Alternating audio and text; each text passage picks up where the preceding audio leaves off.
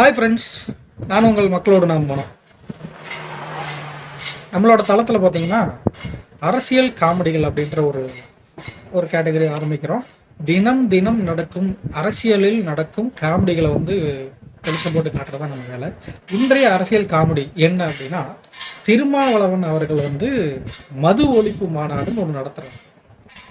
அந்த மாநாட்டுக்கு அதிமுக அழைக்கிறாங்க. இது எல்லாத்தையும் ஒரு ட்விஸ்ட் என்னன்னா, சாதியம் இல்லாத சக்திகள் யார் வேணாலும் ஒன்று சேரலாங்கிறார். இதுல இருந்து உங்களுக்கு என்ன புரியுது? திருமாவளவன் யார்? சாதியம் இல்லாத அமைப்பா? அவர் ஒரு சாதிய அமைப்பு. அவரே சாதியம் இல்லாத அமைப்புகள் எந்த சக்தி வேணாலும் ஒன்று சேரலாங்கிறார். ரெண்டாவது, அதிமுகவுக்கு அழைக்கிறார். இது எல்லாம் வேற ஒரு பெரிய காமெடி என்னன்னா, மது ஒழிப்பு மாநாடு நடத்துறாரு. மது ஒழிப்பு செய்யறது யாரு? செய்ய வேண்டிய கடமை யாருக்கு இருக்கு? ஆளுங்கட்சியான அரசுக்கு.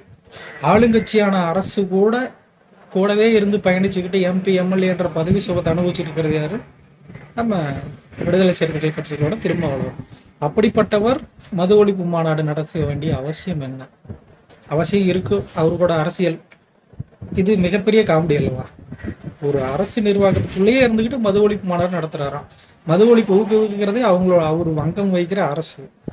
அது அந்த அரசு கூட இருந்துகிட்டே மது ஒழிப்பு மாநாடுன்னு ஒன்று நடத்துறாராம். இதோட பெரிய காமெடி ஏதாவது இருக்கா? இதோட சாதியங்கள் இல்லாத அமைப்புகள் சக்திகள் ஒன்று சேரலாங்கிறாரு. இவரே ஒரு சாதி கட்சி. இவர் அடுத்தவங்களை கூப்பிடுறாருன்னா இவர் எப்படி போட்டவராக இருப்பாரு? இதோட ஒரு மிகப்பெரிய காமெடி அரசியல் நடக்கும். யோசிச்சு பாருங்க. இன்றைய காமெடி தான். இனி அரசியல் நடக்கும் காமெடிகள் ஒவ்வொன்றையும் உங்களுக்கு அப்டேட் பண்ணுவேன். நன்றி, வணக்கம்.